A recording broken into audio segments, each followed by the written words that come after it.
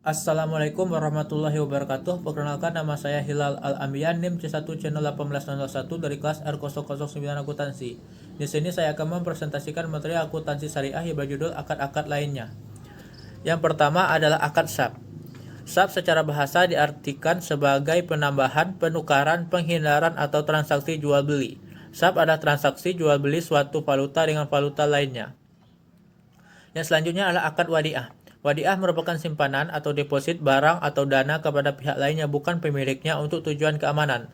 Wadiah adalah akad penitipan dari pihak yang mempunyai uang atau barang kepada pihak yang menerima titipan dengan catatan, kapanpun titipan diambil, pihak penerima titipan wajib menyerahkan kembali uang atau barang titipan tersebut, sehingga pihak yang dititipi menjadi penjamin pengembalian barang titipan.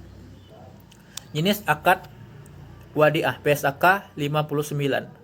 Yang pertama adalah wadiah amanah, yaitu akad wadiah di mana uang atau barang yang dititipkan hanya boleh disimpan dan tidak boleh didaya gunakan. Sedangkan yang kedua akad yad damanah, yaitu akad wadiah di mana penerima titipan dapat memanfaatkan barang titipan tersebut dengan seizin pemiliknya dan menjamin untuk mengembalikan titipan tersebut secara utuh setiap saat si pemilik menghendakinya. Yang selanjutnya adalah akad al-wakalah. Al-wakalah, al-wikalah atau at-tahwid berarti penyerahan, pendelegasian atau pemberian mandat. Sabik 2008. Akad wakalah adalah akad pelimpahan kekuasaan oleh satu pihak kepada pihak lain dalam hal-hal yang boleh diwakilkan. Yang selanjutnya adalah akad al-kafalah. Said Sabik 2008 menyebutkan bahwa kafalah disebut juga daman atau jaminan, hamalah atau beban, dan za'amah atau tanggungan.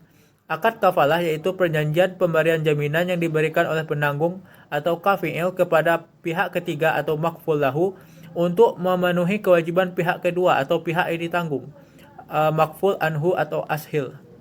Yang selanjutnya adalah qardul hasan. Qardul hasan adalah pinjaman tanpa dikenakan biaya, hanya wajib membayar sebesar pokok utangnya. Pinjaman uang seperti inilah yang sesuai dengan ketentuan syariah, tidak ada riba.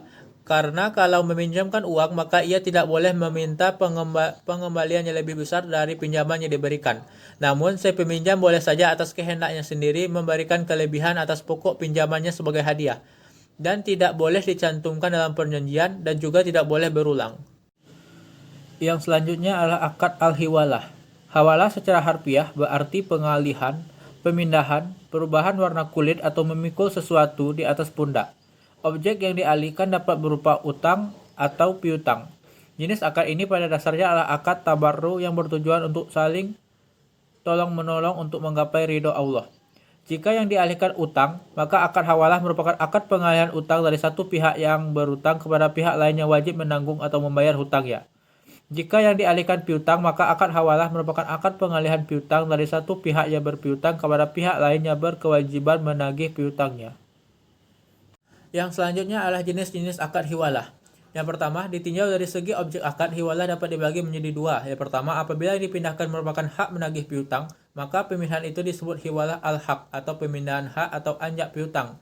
Yang kedua, apabila dipindahkan itu kewajiban untuk membayar hutang, maka pemindahan itu disebut hiwalah ad-dain, pemindahan hutang.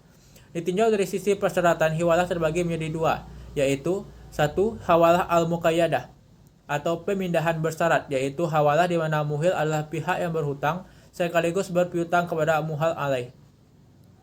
Dua, hawalah al-mutlaqah atau pemindahan mutlak, adalah hawalah di mana muhil adalah pihak yang berhutang tetapi tidak berpiutang kepada muhal alaih. Yang selanjutnya adalah akad al-ran. Ran secara harfiah berarti tetap, kekal, dan jaminan. Secara istilah, ran adalah apa yang disebut dengan barang jaminan, agunan, cagar, atau tanggungan. Ran yaitu menahan barang sebagai jaminan atas hutang.